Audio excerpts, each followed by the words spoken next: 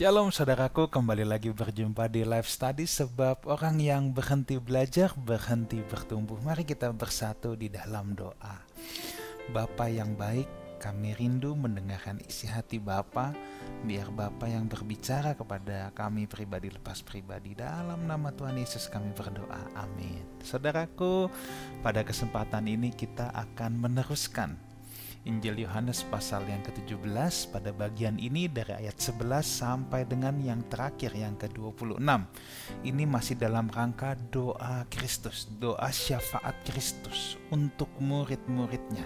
Oke, kita akan mulai di ayat yang ke-11. Dan aku tidak ada lagi di dalam dunia, tetapi mereka masih ada di dalam dunia. Dan aku datang kepadamu, ya Bapa yang kudus, peliharalah mereka dalam namamu, yaitu namamu yang telah engkau berikan kepadaku, supaya mereka menjadi satu sama seperti kita. Saudaraku, Yesus bersyafaat bagi murid-muridnya, saudara ya. Semua permohonan yang Yesus panjatkan kepada Bapa untuk murid-muridnya adalah berkat-berkat rohani yang bersifat surgawi. Yesus tidak minta kepada Bapa supaya murid-muridnya jadi populer, jadi kaya raya secara materi, jadi hebat, jadi terhormat, punya kedudukan yang tinggi di dunia ini. Bukan itu yang Yesus mintakan kepada Bapa. Tetapi yang Yesus mintakan semuanya adalah berkat-berkat rohani. Ya. Yesus berdoa agar murid-muridnya dipelihara. Seperti saya katakan tadi, jelas pemeliharaan di sini bukanlah pemeliharaan kebutuhan jasmani saja, karena mereka nyatanya memang tidak makmur secara jasmani, saudara ya. Kalau kita melihat pelayanannya ke belakang, tidak ada indikasi bahwa murid-murid Tuhan Yesus makmur secara jasmani dalam pelayanan mereka. Ya. Pemeliharaan di sini adalah pemeliharaan jiwa mereka. Supaya apa? Supaya mereka menggenapi kehendak Bapa dan tekun dalam pelayanan pekabaran Injil. Sebab tantangan ke depan nanti bukanlah tantangan yang mudah, tetapi tantangan yang sangat sukar. Kalau jiwa mereka tidak kuat, ya, kalau jiwa mereka tidak stabil, kalau mereka tidak berdiri teguh, maka mereka akan mudah goyah imannya. Itu sebabnya Yesus bersyafaat untuk mereka, supaya pemeliharaan jiwa itu jauh lebih penting daripada pemeliharaan jasmani. Kendati demikian, tentunya ya saudaraku, murid-murid juga terpelihara secara jasmani oleh Tuhan Yesus. Yesus ingin murid-murid mengerti bahwa ketika Yesus pergi, ya, ini kan rangkaian yang kita bahas dari minggu-minggu lalu, bahwa Yesus selalu mengatakan kepada murid-muridnya, tinggal sesaat lagi aku bersama dengan kamu. Aku akan pergi, kalau pasal 14, aku akan pergi menyediakan tempat bagimu. Aku akan pulang ke rumah Bapakku. Ya. Nah, Yesus ingin memastikan juga murid-muridnya bahwa ketika ia pergi bukan berarti, maksud saya ya, perlindungan itu tidak ada lagi. Murid-murid harus belajar mempercayai bahwa perlindungan Bapa kepada mereka itu sempurna adanya. Ini sama seperti kita hari ini. Kita mungkin tidak pernah melihat Yesus secara fisik, tapi kita harus belajar mempercayai bahwa perlindungan penyertaannya tetap berlaku sampai kesudahan zaman, saudaraku ya. Jadi kita tidak perlu meragukan hal yang satu ini.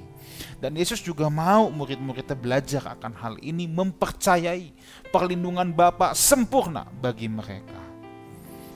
Kalau sebelumnya mereka kadangkala bertengkar, di sini tadi di ayat yang kita baca ya, supaya mereka menjadi satu ya. Kini bersatunya mereka adalah tanda pemeliharaan Bapa atas mereka. Bukan mereka menjadi satu supaya Bapa pelihara, tidak. Tanda pemeliharaan Bapa atas mereka adalah mereka bisa menjadi satu. Dulu kan suka gontok-gontokan, suka bertengkar, tapi sekarang tidak lagi, saudara ya. Nah, ayat yang ke-12 sekarang ya. Selama aku bersama mereka, aku memelihara mereka dalam namamu, yaitu namamu yang telah engkau berikan kepadaku. Aku telah menjaga mereka dan tidak ada seorang pun dari mereka yang binasa, selain daripada dia yang ditentukan untuk binasa, supaya genaplah yang tertulis dalam kitab suci. Memelihara dalam namamu artinya memelihara dalam kehormatan Bapa. Nama adalah bicara kehormatan, ya. Jadi memelihara dalam namamu artinya memelihara dalam kehormatan Bapa. Kalau Yesus memelihara mereka dalam nama Bapa, maka sudah selayaknya mereka harus hidup menjaga kehormatan Bapa. Ini juga implikatif untuk kita, saudaraku, ya. Kita ini hidup harus menjaga kehormatan Bapa, menjaga kehormatan yang mulia Tuhan kita Yesus Kristus. Seorang duta besar yang diutus oleh negaranya untuk bertugas di satu daerah tertentu, di satu wilayah tertentu, dia wajib menjaga kehormatan negara yang mengutusnya. Kita juga sama, bukankah kita utusan-utusan kerajaan Allah? Maka sudah sepantasnya, saudaraku, ya, kita hidup menjaga kehormatan Tuhan Yesus, ya. Kita hidup menjaga kehormatan Tuhan Yesus. Jangan sampai kita hidup mencoreng kehormatan Tuhan Yesus. Maka di sini kita harus menjaga diri kita.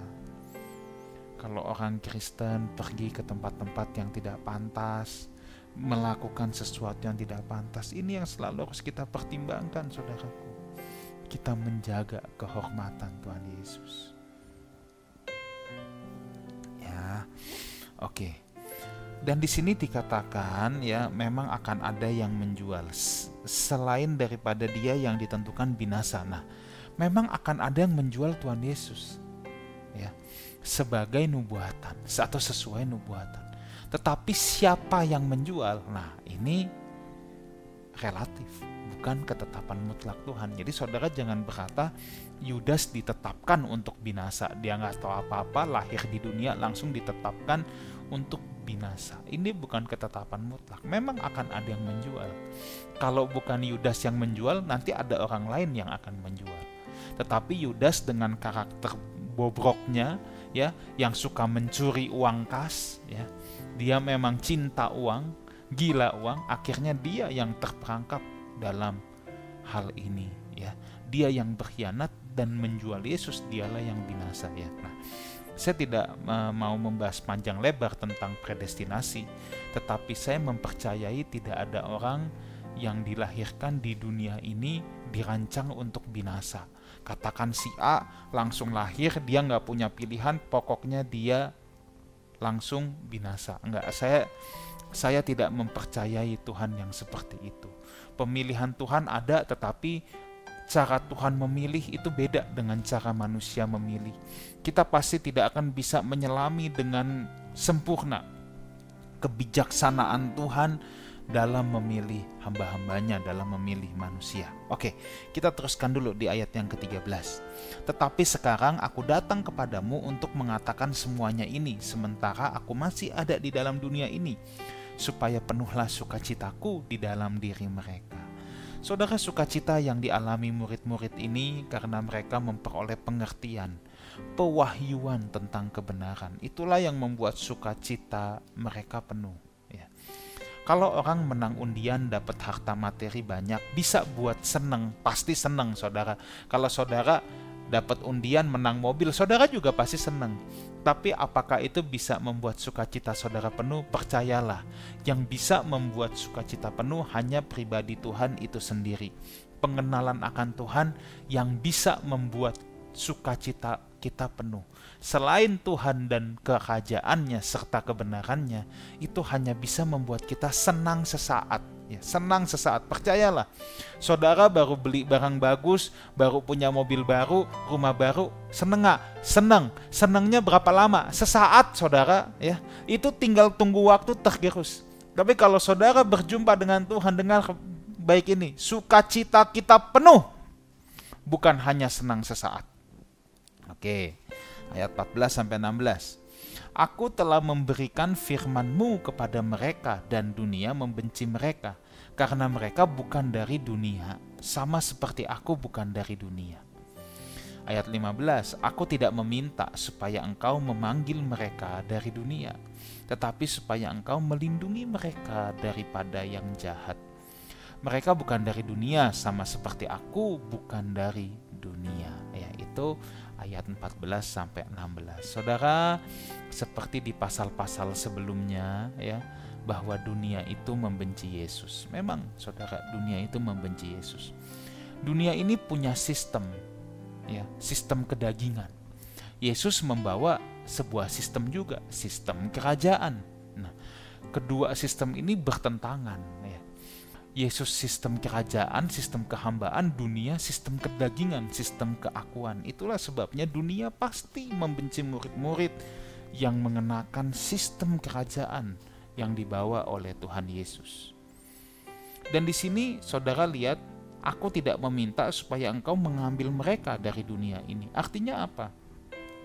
Yesus tidak meminta murid-murid untuk cepat diambil dari Bapa meninggalkan dunia ini. Kenapa? Tugas mereka belum selesai. Dengar baik ini saudara ya. Jangan tertipu, orang Kristen jangan tertipu kalau seakan-akan ada orang-orang hamba-hamba Tuhan yang mengesankan dirinya ya mau cepat-cepat mati, mau cepat-cepat ketemu Tuhan. Itu bohong saudaraku ya. Jangan cepat dipercayai. Saya banyak menjumpai ya orang-orang Kristen yang kalau ngomong seakan-akan pengen cepat mati, sebenarnya itu dia hanya mau melarikan diri dari kefrustasian hidup di dunia ini, saudara. Ya. Enggak, hidup ini memang penuh tantangan. Kalau tugas kita udah selesai, ya, ini hidup mati itu bukan urusan kita, itu urusan Tuhan. Kalau tugas kita udah selesai, saudara ya, kita nggak usah minta mati juga, kita akan mati pasti. Yang paling penting dalam hidup kita adalah fokus apakah kehendak Tuhan sudah saya genapi, sudah saya laksanakan dalam hidup ini. Itu yang paling penting saudaraku ya, itu yang paling penting. Nggak ada yang lebih penting daripada hal ini. Apakah kehendak Tuhan sudah saya laksanakan atau belum? Sudah selesai atau belum? Jangan mikirnya mau cepet-cepet mati. Sekali lagi, hidup dan mati itu haknya Tuhan. Itu bagiannya Tuhan.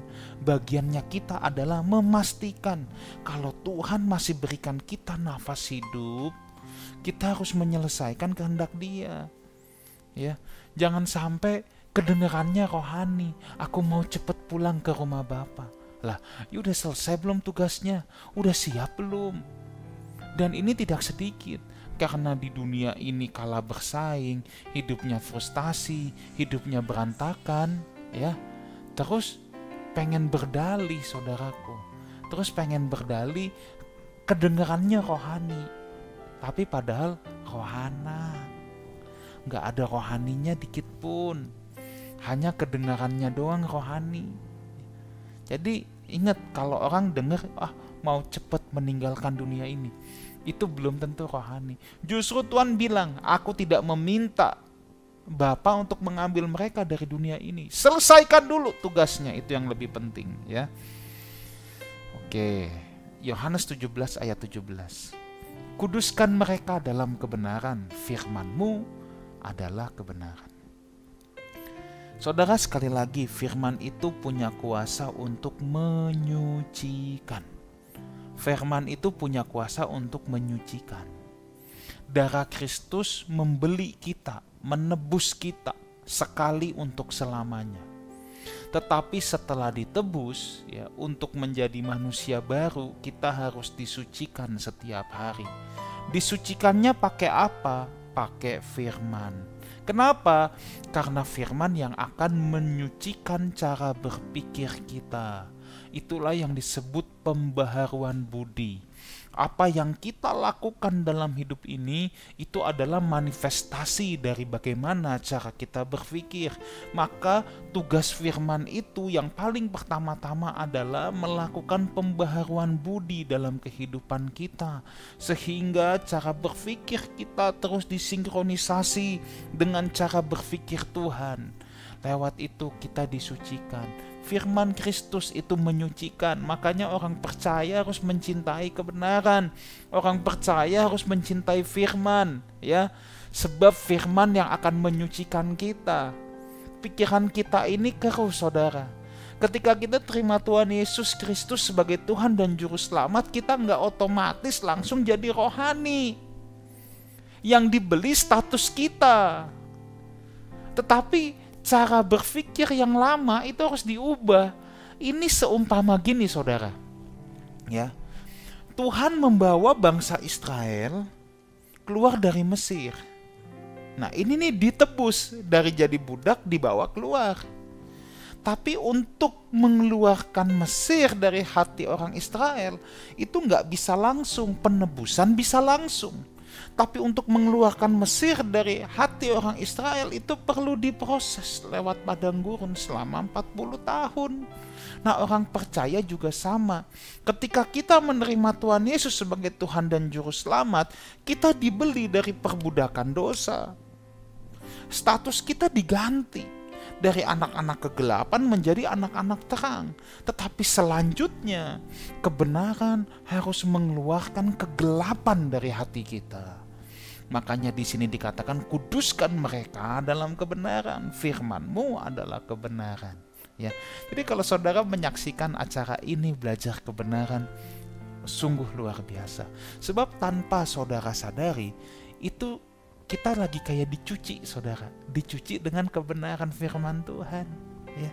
Ini kayak filter udara. Kalau saudara pasang filter udara, saat filter itu bekerja mungkin kita nggak sadar. Tapi nanti tiba-tiba kita bisa melihat filter itu sudah kotor, menyerap debu-debu. Nah, kira-kira seperti itu, saudara ya. Oke, ayat 18 dan yang ke-19 sekarang. Sama seperti engkau telah mengutus aku ke dalam dunia, demikian pula aku telah mengutus mereka ke dalam dunia. Dan aku menguduskan diriku bagi mereka supaya mereka pun dikuduskan dalam kebenaran. Saudara, murid-murid adalah utusan kerajaan. Murid-murid Tuhan Yesus itu memegang tongkat estafet dari pelayanan Kristus di bumi ini. Kalau mereka tidak dikuduskan dalam kebenaran, maka mustahil mereka bisa meneruskan pekerjaan Kristus. Mereka harus jadi bejana yang bersih, saudara. Makanya dikuduskan oleh kebenaran. Bejana yang bersih baru bisa efektif dipakai. Harus mengimpartasikan kebenaran kepada jiwa-jiwa yang terhilang. Kalau bejananya kotor, apa yang mau diimpartasikan? Nah, dengan pengudusan mereka dimampukan untuk menjalankan amanat agung Kristus kelak. Ini dengan pengudusan, saudara. Mereka perlu dikuduskan. Dengan pengudusan ini mereka dimampukan menjalankan amanat agung Kristus. Ya, nah, jadi murid-murid memegang tongkat estafet dari Tuhan Yesus. Kita memegang tongkat estafet terus dari para tokoh iman. Jadi saudara dan saya itu juga memegang tongkat estafet ini. Kalau sampai saudara dan saya belum meninggal ketika Tuhan datang, ya mungkin kitalah pelari terakhir itu. Tapi kalau kita meninggal Tuhan belum datang, generasi selanjutnya akan meneruskan tongkat estafet ini, ya. Ayat 20. Dan bukan untuk mereka ini saja aku berdoa, tetapi juga untuk orang-orang yang percaya kepadaku oleh pemberitaan mereka. Tuh, tadi yang saya katakan ya. Doa Yesus ini untuk orang percaya di segala zaman. Artinya apa? Syafaat Kristus di Yohanes 17 bukan hanya untuk murid-murid saat itu, tetapi untuk saudara dan saya. Luar biasa, saudara ya. Jadi ingat nih, syafaat Kristus di Yohanes 17 itu bukan hanya untuk murid-murid zaman dulu, untuk setiap saudara yang juga adalah murid Kristus. Untuk saya, Kristus bersyafaat. Ya. Sebab apa? Inilah syafaat Kristus, buah pelayanan para murid. Saudara dan saya, ini buah pelayanan para murid ketika Tuhan bilang beritakan Injil dari Yerusalem, Yudea, Samaria sampai ke ujung bumi. Akhirnya saudara dan saya yang tinggal berabad-abad kemudian, yang tinggal di belahan dunia yang lain, kita boleh menerima Injil Kristus. Itu buah pelayanan para murid, saudaraku. Saudaraku, ini hal yang sangat luar biasa sekali ya. Ini hal yang sangat luar biasa sekali. Saya sangat rindu ya, untuk kita serius melakukan tugas pelayanan kita. Sebab kita yang dipercayakan estafet ini oleh Tuhan ya. Ayat 21 sampai 23. Supaya mereka semua menjadi satu, sama seperti Engkau ya Bapa di dalam aku, dan aku di dalam Engkau, agar mereka juga dalam kita, supaya dunia percaya bahwa Engkaulah yang telah mengutus aku. Dan aku telah memberikan kepada mereka kemuliaan yang Engkau berikan kepadaku, supaya mereka menjadi satu sama seperti kita adalah satu. Aku di dalam mereka dan Engkau di dalam aku, supaya mereka sempurna menjadi satu. Agar dunia tahu bahwa Engkau yang telah mengutus aku, dan bahwa Engkau mengasihi mereka, sama seperti Engkau mengasihi aku. Saudara, ada satu prinsip penting bahwa Tuhan menaruh kemuliaannya dalam diri kita, saudara ya. Kolose 1 ayat 18, nanti akan ada waktunya kita bicara tentang itu. Dikatakan gini, Christ in you, the hope of glory ya. Saudara, ini harus saya tekankan, aku telah memberikan kepada mereka kemuliaan yang Engkau berikan kepadaku, supaya mereka menjadi satu. Mungkin kita sering dengar doa seperti ini, Tuhan satukan kami agar kemuliaan Tuhan turun. Itu doa yang salah. Kita tidak bersatu supaya kemuliaan Tuhan turun, tetapi yang benar adalah karena kemuliaan Tuhan diberikan kepada kita, maka kita bisa bersatu. Makanya kalau gereja bertengkar, gereja berkelahi, kita harus mempertanyakan kemuliaan Tuhan di mana. Ya. Justru menjadi tanda tanya kalau orang percaya tidak dapat bersatu. Penyatuan antara Bapa dan Anak terus ditekankan dalam Injil Yohanes. Hal ini sangat penting ditekankan karena orang-orang Yahudi tidak percaya bahwa Yesuslah Mesias yang dijanjikan, bahwa Dialah utusan Bapa. Ya. Nah, penyatuan antara Bapa dan Anak ini terus ditekankan. Aku dan Bapa adalah satu. Nah, ini dalam rangka supaya orang Yahudi mempercayai Yesus itu memang Sang Mesias yang dijanjikan. Penyatuan kita dengan Allah hanya melalui Yesus, sebab Ia Allah sendiri dan Dialah satu-satunya perantara kita. Penyatuan saudara dengan Bapa itu bukan pendeta, Yesus sebagai imam besar. Ya, oke, bagian terakhir ayat 24 sampai 26. Ya Bapa, aku mau supaya dimanapun aku berada, mereka juga berada. Ya, mereka juga berada bersama-sama dengan aku. Mereka yang telah Engkau berikan kepadaku, agar mereka memandang kemuliaanku yang telah Engkau berikan kepadaku. Sebab Engkau telah mengasihi aku sebelum dunia dijadikan. Ya Bapa yang adil, memang dunia tidak mengenal Engkau, tetapi aku mengenal Engkau. Dan mereka ini tahu bahwa Engkaulah yang telah mengutus aku. Aku telah memberitahukan namamu kepada mereka, dan aku akan memberitahukannya, supaya kasih yang Kau berikan kepadaku ada di dalam mereka, dan aku di dalam mereka. Saudara, janji kedatangan Kristus yang kedua kali ini bukan isapan jempol ya. Ini sungguh, saudara dan saya harus menantikan kedatangan Kristus kedua kali ya. Orang dunia boleh bilang, menantikan kedatangan Tuhan, bohong itu. Enggak, ini janji yang pasti digenapi, sekalipun kita tidak tahu kapan. Bisa di zaman kita, bisa juga bukan di zaman kita. Tapi saya pastikan, Kristus pasti datang untuk yang kedua kalinya. Hal berkumpul bersama orang-orang kudus Tuhan adalah kerinduan hatinya. Itu kerinduan hati Tuhan sejak semula ya. Bukan hanya berkumpul bersama, tetapi Tuhan ingin orang salehnya mengambil bagian dalam kemuliaannya. Ini hal yang luar biasa ya. Doa ini juga merupakan permohonan khusus agar murid-murid diberikan anugerah khusus agar mengenal Bapa dan Anak. Roh dunia ini memang tidak dapat mengenalinya, saudara. Ya, roh dunia memang tidak bisa mengenali akan hal ini. Ya, tetapi orang yang diberikan Roh Kristus bisa mengenali ini. Ya, bisa mengenali Bapa dan Anak. Aku di dalam mereka dan mereka di dalam aku adalah ungkapan persekutuan mendalam antara Kristus dengan murid-muridnya, dengan saudara dan saya sampai kesudahan zaman, tidak akan pernah berakhir. Ya. Ayat 26 tadi juga menunjukkan bahwa tidak ada cara lain masuk dan tenggelam di dalam kasih Allah selain melalui Kristus. Saudara, Kristus adalah pusat pemberitaan Alkitab dari Kejadian hingga Wahyu. Ya. Jadi kalau ada ajaran-ajaran yang merendahkan keilahian Kristus, jangan dengarkan itu pasti ajaran sesat. Ya. Saudara, kiranya Tuhan Yesus menyertai kita semua. Amin. Mari kita berdoa. Terima kasih untuk kebenaran firman-Mu, matraikan dalam lubuk hati anak-anak-Mu. Dalam nama Tuhan Yesus kami berdoa. Amin. Saudaraku, sampai jumpa di ibadah raya Lifehouse Community. Kita ada di Wang Plaza. Kalau saudara berdomisili di Jakarta Barat dan sekitarnya, saya nantikan berjumpa saudara di Wang Plaza jam 10 pagi. Ya, kiranya Tuhan Yesus menyertai kita semua. Sampai jumpa di lain kesempatan, sebab orang yang berhenti belajar berhenti bertumbuh. Haleluya.